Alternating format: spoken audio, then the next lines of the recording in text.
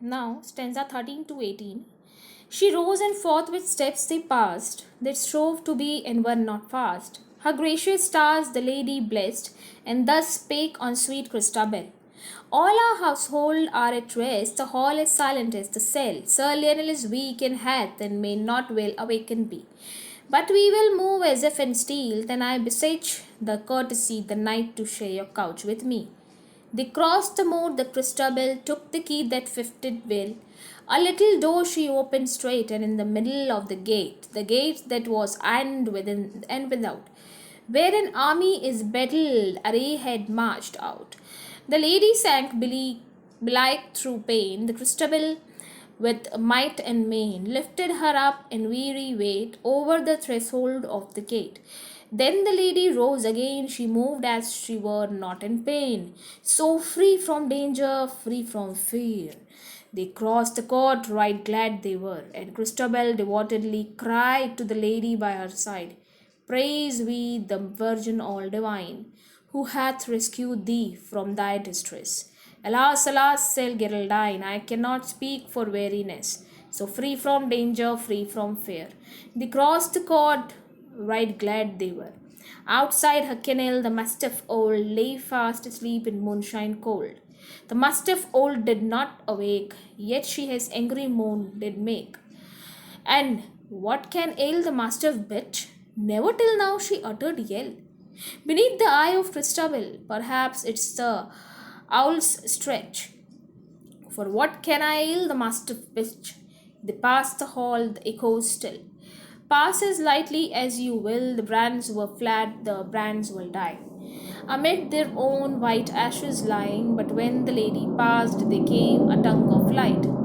A fit of flame, and Christabel saw the lady's eyes, and nothing else saw thereby, save the boss to shield of Sir tall, which hung in murky old nichen wall. O softy treads at Christabel, my father seldom sleeps well. Sweet Christabel, her feet both bare, and jealous of life's listening air. They steal their way from stair to stair, now in glimmer and now in gloom. And now they pass the baron's room, and still as death with stifled breath. And now have reached her chamber door, and now doth Geraldine press down the rush of chamber floor. Geraldine is all her feet, and Christabel would like to hurry. Geraldine is a bit of literal drag.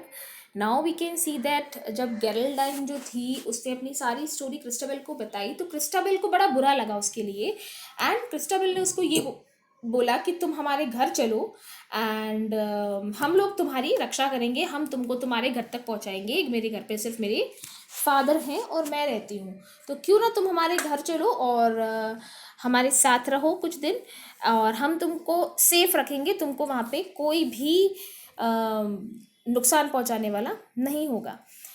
And ऐसा लग रहा था कि जो गेरल्डाइन है वो इसी चीज़ का वेट कर रही थी और यही एक ऐसी चीज़ थी जो वो चाहती थी और वो इस चीज़ के लिए रेडी हो गई. दिया और गेरल्डाइन को उसने उठाया, उसको पकड़कर रास्ते में ले जाने लगी. अभी वो अपने कैसल तक पहुँचे और उसको लगा कि हो सकता है इतनी रात को उसके जो फादर हैं वो अब सो गए होंगे, तो वो अपने फादर को इस बारे में सुबह उठकर बताएगी, अभी नहीं बताएगी.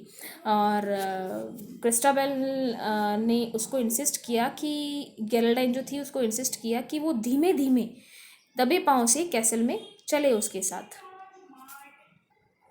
अब जैसे ही ये दोनों क्रिस्टाबेल के रूम में पहुँचे, जो गेरल्डाइन थी वो एकदम से उसको शायद ज़ोर से कुछ पेन हुआ, सडन पेन उठा उसको बॉडी में और उसके बाद वो नीचे ग्राउंड पर गिर गई. अंदर जा रहे थे अपने कैसल में, वैसे वैसे उसको अपने रूम में लेके जाती जा रही थी. जो एनवायरनमेंट और जो एटमॉस्फेयर था उस कैसल का वो चेंज होता चला जा रहा था. बट क्रिस्टाबेल जो थी वो इस चेंज को फील नहीं कर पा रही थी या उसका इस चेंज की तरफ ध्यान जा नहीं रहा था. थोड़ी देर बाद जब वो लोग एक जगह पहुंचे जहाँ पर मास्टिफ जो उनका डॉग थी वो बैठती थी और वो ज़्यादा इतना बोलती नहीं थी. हर जब तक क्लॉक का टाइम नहीं होता था, जब तक क्लॉक जो है वो एक गोंग नहीं बजाती थी हर एक क्वार्टर में, तब तक वो नहीं बोलती थी, छोटा सा हाउल नहीं करती थी। और जैसे ही क्वार्टर जो घड़ी थी वो 1 क्वार्टर बताती थी, वो एक छोटी सी हाउल निकालती थी, बिकॉज उसके दांत नहीं थे, वो बोल नहीं पाती थी इतना।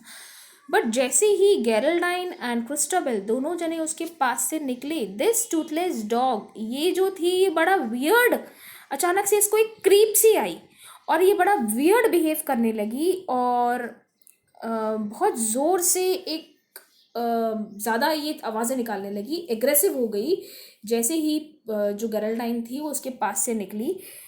और तब क्रिस्टाबेल का जो ध्यान था उसकी तरफ गया। क्रिस्टाबेल का ये सोचना था कि उसने इस तरह की चीज़ कभी भी नोटिस नहीं की है, लेकिन तब भी क्रिस्टाबेल को ये लगा कि हो सकता है जो आउल की नॉइजेज हैं वो मस्टिफ को परेशान कर रही होगी और इस वजह से शायद वो इस तरह के बिहेव कर रही होगी।